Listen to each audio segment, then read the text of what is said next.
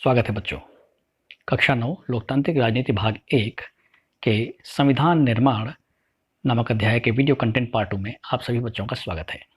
पिछले अध्याय में हम लोगों ने संविधान के बारे में जाना था। संविधान किसे कहते हैं, भारतीय संविधान का निर्माण किन परिस्थितियों में हुआ, किसी भी देश में संविधान की आवश्यकता क्यों होती है, भारतीय संविधान सभा का गठन कैसे किया गया, संविधान सभा के अध्यक्ष कौन थे, प्रारूप समिति के प्रमुख कौन थे, और भारतीय संविधान कितने दिनों में बनकर के तैयार हुआ और कब लागू किया गया। आज हम ये जानेंगे कि संविधान निर्माण में किन बुनियादी विचारों को ध्यान में रखा गया था, यानी संविधान का दर्शन क्या है। तो जिन मूल्यों के तहत स्वतंत्रता संग्राम लड़ा गया था उसे दिशा निर्देश मिले थे, तथा इस दौरान जिन मूल्यों को अच्छी तरीके से जांच परख लिया गया था वही भारतीय लोकतंत्र का आधार बने। भारतीय संविधान की प्रस्तावना में इन सारे मूल्यों को शामिल किया गया, उन सारी प्रमुख बातों को शामिल किया गया जिसके सपने हमारे स्वतंत्रता संग्राम सेनानी स्वतंत्रता से पहले देखा करते थे। संविधान की सभी धाराएं इन्हीं के अनुसार बनी हैं। संविधान की शुरुआत बुनियादी मूल्यों की एक छोटी सी उद्देशिका के साथ होती है। इसे संविधान के प्रस्तावना या उद्देशिका कहते हैं। इसमें वे सारे दर्शन शामिल हैं जिसके आधार पर पूरे संविधान का निर्माण हुआ है। वे सारी बातें, वे सारे प्रमुख विचार जो डॉक्टर भीमराव अंबेडकर जी देखा करते थे या महात्मा गांधी के जो प्रमुख सपने थे, वे सारी बातें समानता, बंधुत्व, एकता, भाईचारा और जहाँ ऐसा समाज हो जिसमें कोई ऊंच नीच न हो, न कोई अमीर हो न कोई गरीब हो। तो आइए हम देखते हैं कि संविधान की उद्देशिका हमें कहाँ से लेने की प्रेरणा मिली। तो भारतीय संविधान में जो उद्देशिका या प्रस्तावना है वह अमेरिका के संविधान से प्रेरणा प्राप्त करके संविधान में शामिल किया गया। भारतीय संविधान की उद्देशिका का दर्शन सरकार के किसी भी कानून और फैसले का मूल्यांकन और परीक्षण तय करता है। इसके सहारे यह परखा जा सकता है कि कौन कानून या कौन सा फैसला अच्छा है या बुरा है।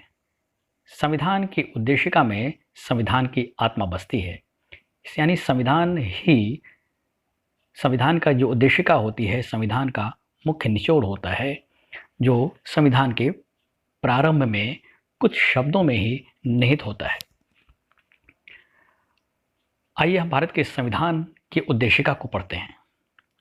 हम भारत के लोग भारत को एक संपूर्ण प्रभुत्व संपन्न समाजवादी पंथ निरपेक्ष लोकतंत्रात्मक गणराज्य बनाने के लिए तथा उसके समस्त नागरिकों को सामाजिक, आर्थिक और राजनीतिक न्याय, विचार, अभिव्यक्ति, विश्वास, धर्म और उपासना की स्वतंत्रता, प्रतिष्ठा और अवसर की समता प्राप्त कराने के लिए तथा उन सब में व्यक्ति की गरिमा और राष्ट्र की एकता और अखंडता सुनिश्चित करने वाली बंधुता बढ़ाने के लिए दृढ़ संकल्प होकर अपनी संविधान सभा में आज तारीख 26 नवंबर 1949 ईस्वी को एतद द्वारा इस संविधान को अंगीकृत, अधिनियमित और आत्मार्पित करते हैं।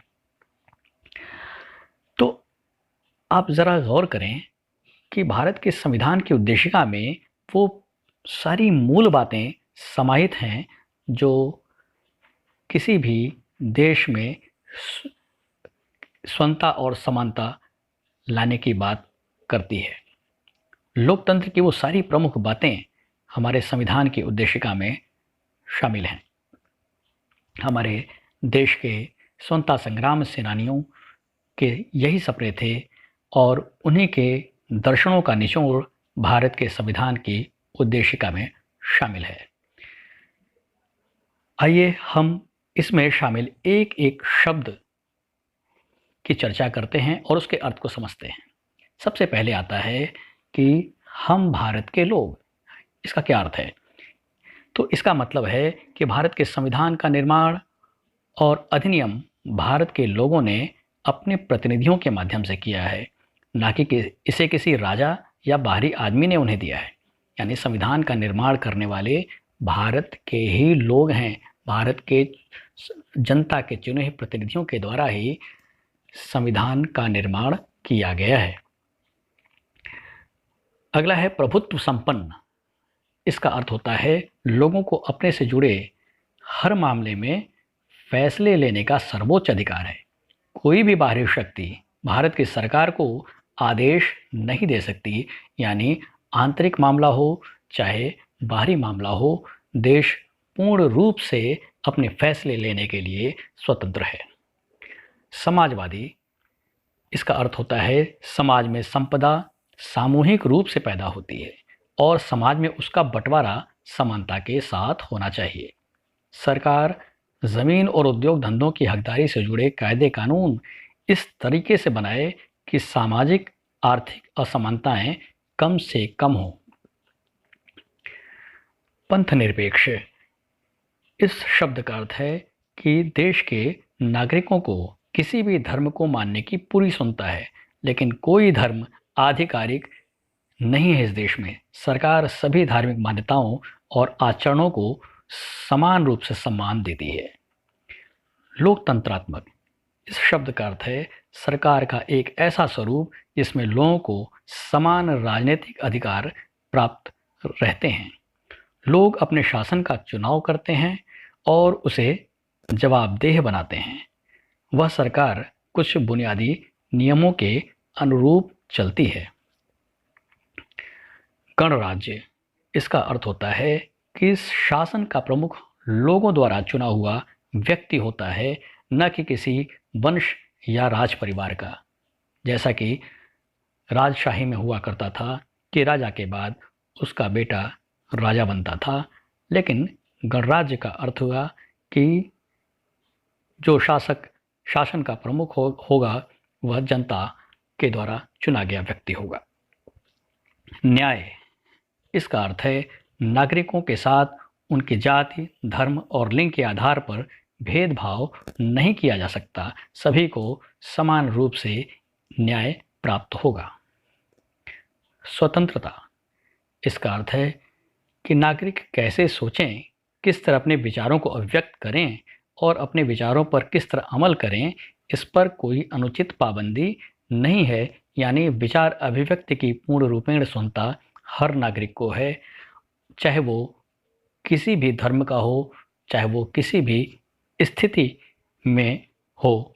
हर व्यक्ति अपनी बातों को स्वतंत्र रूप से रख सकता है। समानता या समता, कानून के समक्ष सभी लोग समान हैं। पहले से चली आ रही सामाजिक असमानताओं को समाप्त होना होगा।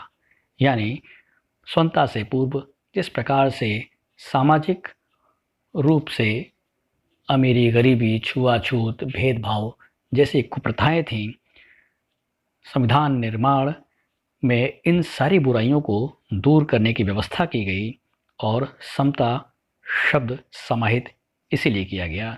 सरकार हर नागरिक को समान अवसर उपलब्ध कराने की व्यवस्था करेगी। बंधुता, इसका अर्थ है कि हम सभी ऐसा आचरण करें कि जैसे कि हम एक परिवार के सदस्य हों।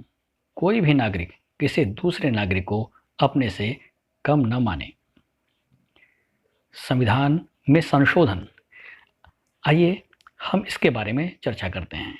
अभी हम लोगों ने संविधान के उद्देशिका में निहित प्रमुख शब्दों के संक्षिप्त अर्थ को जाना। अब हमारे देश के संविधान निर्माताओं ने संविधान निर्माण करते समय भविष्य को ध्यान में भी रखा था और वे जानते थे कि आने वाले समय में परिस्थितियां और समय जब बदलेंगे तो संविधान में संशोधन की ज़रूरत पड़ेगी और उस समय की परिस्थिति के अनुसार संविधान में फेरबदल करने की ज़रूरत पड़ेगी। तो इसीलिए संविधान में समय समय पर संशोधन होते रहते हैं और संविधान संशोधन का कार्य देश की जो सर्वोच्च विधायी संस्था है यानी संसद, यानी लोकसभा और राज्यसभा दोनों ही सदनों के द्वारा संविधान संशोधन का बिल जो है लाया जाता है और वहाँ से पास होने के बाद एक निश्चित प्रक्रिया के द्वारा संविधान संशोधन किया जाता है। तो संविधान संशोधन भी हमारे देश के संविधान की एक प्रमुख बात है, प्रमुख घटक है, क्योंकि अगर संविधान स्थिर रहता, यानी इस पे न बदले जा सकने वाले कानून के रूप में या किताब के रूप में बनाया गया होता, तो यह संविधान देश के लोगों के लिए बदली हुई परिस्थितियों में बोझिल हो सकता था। तो किसी भी देश के संविधान में समय समय पर संशोधन की भी आवश्यकता होती है।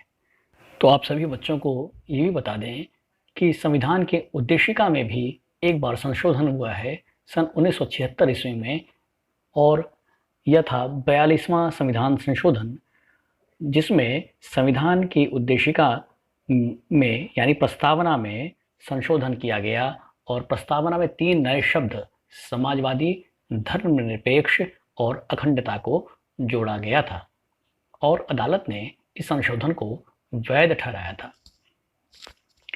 तो इस प्रकार से यह पाठ या अध्याय समाप्त होता है। मैं आशा करता हूँ कि आपको ये वीडियो अच्छा लगा होगा और आप इसे लाभान्वित होंगे। धन्यवाद।